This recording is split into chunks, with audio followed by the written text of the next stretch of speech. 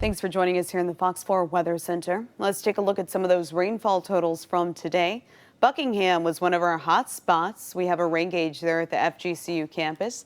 Just over 5 inches registered there in that rain gauge. We had a very distinct bullseye set up over Buckingham, and sure enough, about 5 inches just today alone. Babcock Ranch registered 4 inches in the rain gauge. Naples Airport almost 3.5 for Rotunda West.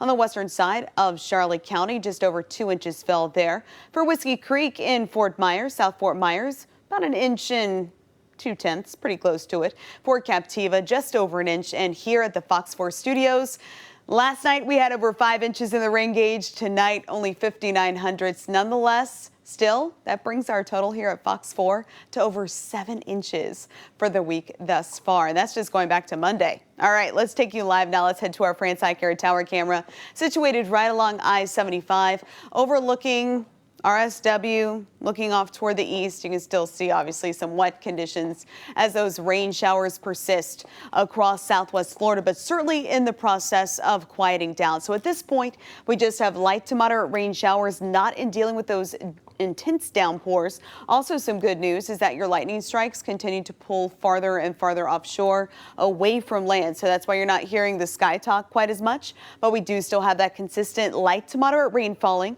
across Marco Island, where that flood advisory was allowed to expire, stretching up toward Naples, North Naples, and farther up toward the north. You see those areas of moderate rainfall there in yellow, as well as kind of a goldish orange there. And that just indicates moderate rain. So it's been very consistent. As you well know, parts of Naples receiving 3 to 4 inches in the rain gauge today. We had one round of wet weather earlier this afternoon, followed by that other round this evening. So all of it obviously adds up. That's a big reason why our drought conditions have actually improved here over the last week. And we'll talk more about that here in the next 10 minutes. We'll take a closer look at the updated drought monitor.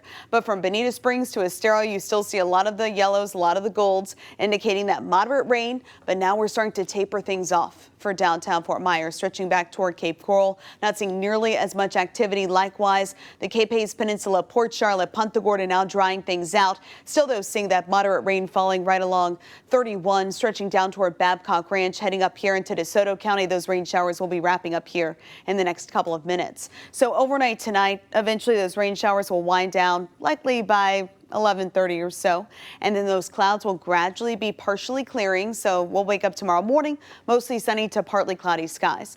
Dry conditions are expected for the first half of the day, heading into the afternoon after 2 p.m. Stay weather aware. Scattered downpours will develop once again, just as we have been dealing with. Pockets of heavy rainfall, lightning will remain your primary concerns, but of note, I'm not expecting as much activity to linger through the evening. So I don't think your Friday evening plans will be as affected by those showers and storms. So I've put that into your day planner here. Not as active for those evening plans, but heading into the afternoon, definitely be weather aware with that 40% chance for scattered showers and thunderstorms.